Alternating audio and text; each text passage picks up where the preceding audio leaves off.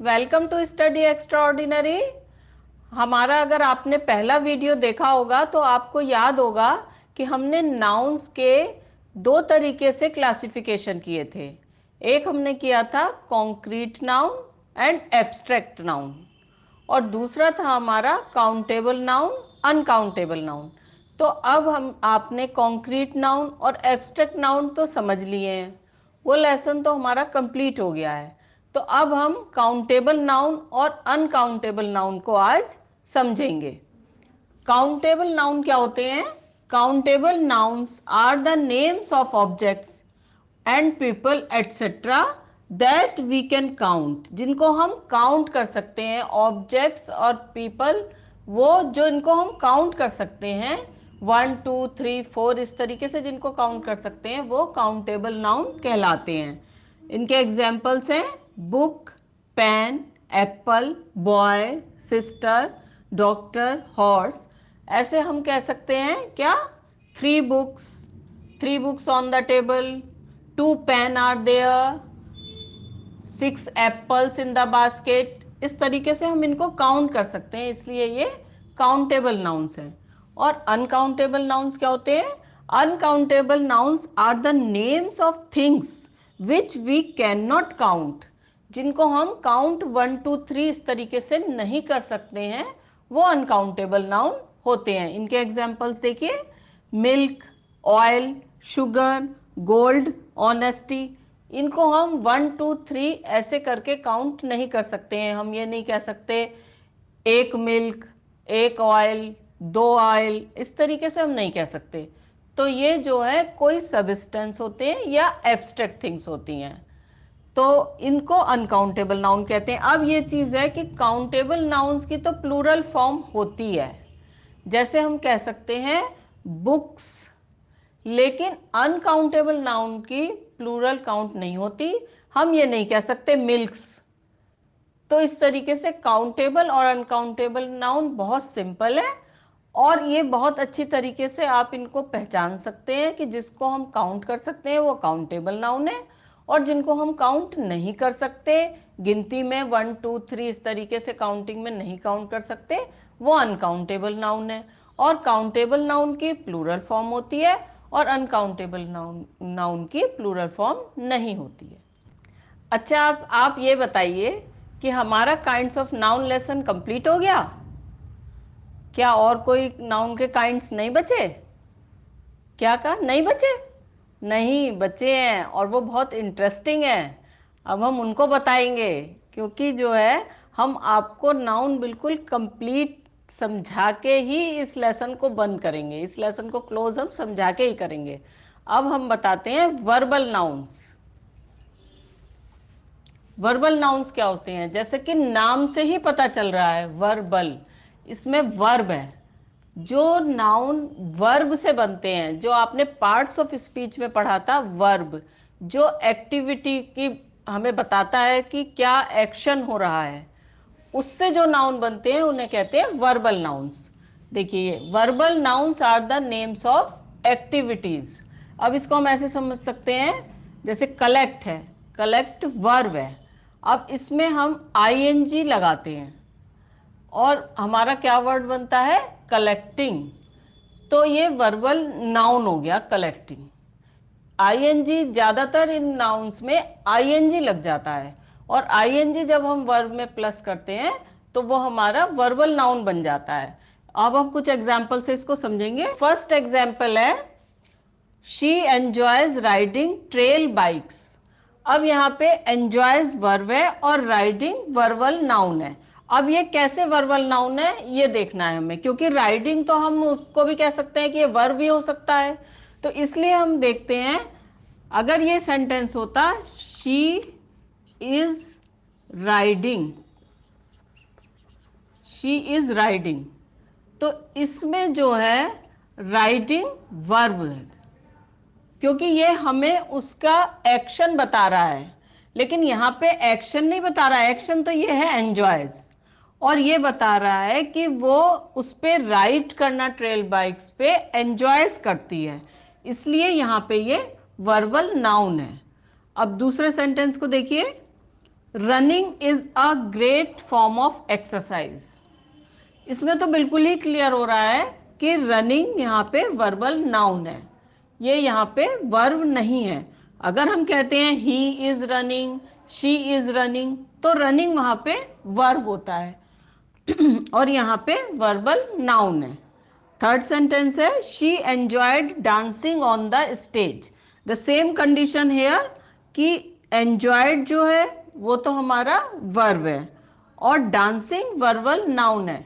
अगर हम कहते हैं she is dancing on the stage, तो यहाँ पे डांसिंग क्या है, वर्ब है, तब तो वर्ब है she is dancing on the stage.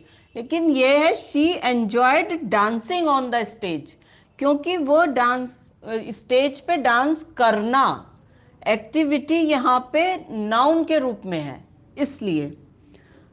Collecting butterflies is an interesting pass time. इसमें भी ऐसे ही है कि कलेक्टिंग यहाँ पे वर्बल नाउन है। शी इज कलेक्टिंग बटरफ्लाइज या चिल्ड्रन आर कलेक्टिंग बटरफ्लाइज, तो उसमें कलेक्टिंग वर्ब होता, लेकिन यहाँ पे वर्बल नाउन है। अब इस तरीके से आपने समझा होगा कि वर्बल नाउन बहुत इंपॉर्टेंट होते हैं और वर्बल नाउन हमारे बहुत सारे सेंटेंस में होते हैं, लेकिन हमारे को अगर उसमें नाउन ढूंढने के लिए बोला जाए तो हम उनको भूल जाते हैं। तो इसलिए हमें याद रखना है कि ये भी एक इम्पॉर्टेंट नाउन होते हैं, काइंड ऑफ नाउन है, और इसको हम बहुत अच्छे ढंग से यूज करके अच्छे सेंटेंस फॉर्म कर सकते हैं। अब वर्बल नाउन्स के बाद हम आते हैं नाउन ग्रुप्स पर। नाउन ग्रुप्स वो ग्रुप ऑफ वर्ड्स होते हैं जिसमें एक मेन वर्ड जो होता है वो नाउन होता है, और जो वर्ड्स होते हैं उसके साथ वो डिस्क्राइबिंग वर्ड्स या फ्रेज इस टाइप से होते हैं। तो इसको हम कुछ एग्जाम्पल से क्लियर समझ सकते हैं। बहुत इजी है, लेकिन बहुत अच्छे सेंटेंसेस से बन सकते हैं। फर्स्ट सेंटेंस है attractive vases were on display in the store. तो अट्रैक्टिव वासेस जो है ये है हमारा नाउन ग्रुप।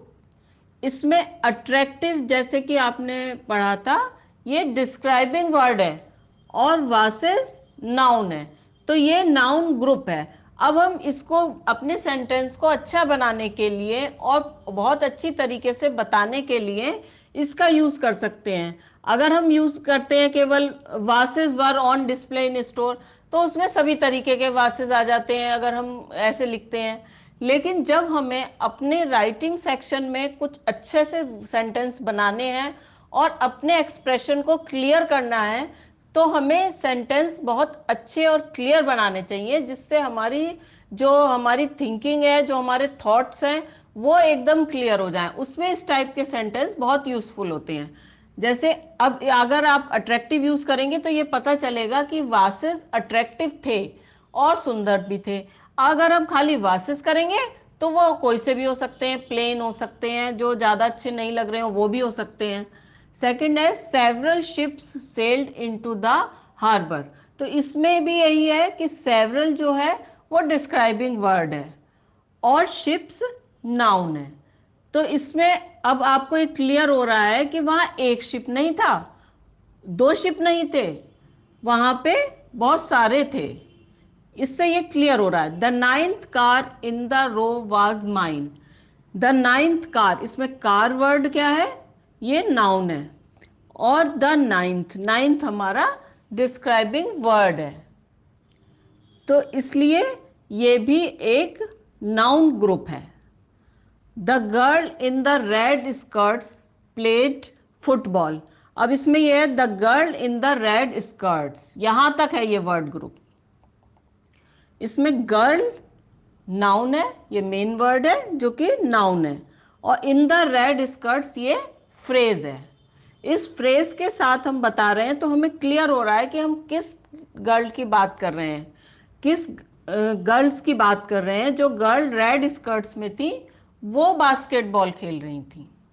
तो इस तरीके से हमें जब अपने थॉट्स को क्लियर करना होता है और अपनी पूरी बात को अच्छी तरीके से समझा के बताना होता है, तब हम नाउन ग्रुप्स का यूज करते हैं, जो कि हमारी राइटिंग को बहुत अट्रैक्टिव और यूजफुल बना देता है। अब हम कुछ ऐसे वर्ड्स डिस्कस करेंगे जो आपको बहुत सारी चीज़ को एक साथ बताने के लिए एक वर्ड का यूज़ करना हो तो उनको कर सकते हैं। वो सिंपल कलेक्टिव नाउन से थोड़ा हटके हैं, लेकिन आपके सेंटेंस को बहुत ही प्रेजेंटेबल और अट्रैक्टिव बना सकते हैं यदि आप उनका यूज़ करते हैं तो उसमें हम देखते हैं कौन से वर्ड्स हैं। पहला वर्ड है सेंचुरी। अब ये सेंचुरी क्या है? अ पीरियड ऑफ 100 ईयर्स। अगर हम इतना बड़ा नहीं लिख के, अ पीरियड ऑफ 100 ईयर्स नहीं लिख के हम केवल वर्ड लिखते हैं सेंचुरी, तो ये हमारे सेंटेंस को बहुत ही प्रेजेंटेबल कर देगा और हमारी वोकेबलरी इससे बढ़ेगी। सेकंड है decade, a period of 10 years. Third word है centipede, a creature with 100 legs. जो क्रीचर 100 लेग्स जिसके होते हैं उसे कहते हैं सेंटिपिड। अब हमारा है नेक्स्ट वर्ड सेंटेनेरियन। ये है जिसमें जो पर्सन 100 ईयर्स ओल्ड है, जो 100 ईयर्स ओल्ड पर्सन है उसको हम कहते हैं सेंटेनेरियन। अब नेक्स्ट है स्कोर, 20 पीसेज ऑफ समथिंग। किसी भी चीज़ के 20 पीस हैं तो हम उसको स्कोर कहेंगे। जैसे 12 पीसेस को डजन कहते हैं, ऐसे 20 पीसेस को स्कोर बोलते हैं। अब है वर्ड नेक्स्ट मिलेनियम। यह है अ पीरियड ऑफ 1000 ईयर्स। तो ये वर्ड्स अगर हम यूज़ करते हैं इतने बड़े इतने सारे वर्ड्स की जगह, तो ये हमारी वोकेबलरी और सेंटेंस दोनों को इम्प्रूव करेगा। और अब टाइम है हमारा diamond word of the day. आज का वर्ड है जेपेडी। ये एक नाउन है। इसका मीनिंग है डेंजर ऑफ लॉस, हार्म और फेल्योर। इसके सिनोनिम्स हैं danger, at risk, threat, vulnerability. मतलब जिसका हमें बहुत ज़्यादा डर होता है कि हम हमारे जो है इसका डर है हमें कि हम यार ये चीज़ खो जाएगी, ये हानि हो जाएगी, ऐसे हो जाएगा। और एंटोनिम्स है सेफ्टी, सिक्योरिटी। अब इसका हम सेंटेंस में यूज़ कैसे करेंगे? Driving after drinking puts your life in jeopardy. कि ड्राइविंग जो है ड्रिंकिंग के बाद में हमारी लाइफ को क्या रिस्क में कर देती है। तो यहाँ पे हम ये वर्ड एक यूज कर सकते हैं उसकी जगह जेपेडी। तो आज आपने verbal nouns, noun groups, countable nouns, uncountable nouns सब कर लिए, और कॉन्क्रीट नाउन और एब्स्ट्रैक्ट नाउन हम पहले ही कर चुके थे। तो आज आपका नाउन चैप्टर कंप्लीट हो गया है। आई होप कि आप सबको अच्छी तरीके से समझ में आ गया होगा ये। और अगर मेरा वीडियो पसंद आया हो, आपके लिए हेल्पफुल हो, तो इसको लाइक करिएगा, शेयर करिएगा और हमारे चैनल को सब्सक्राइब करिएगा। तब तक के लिए बाय।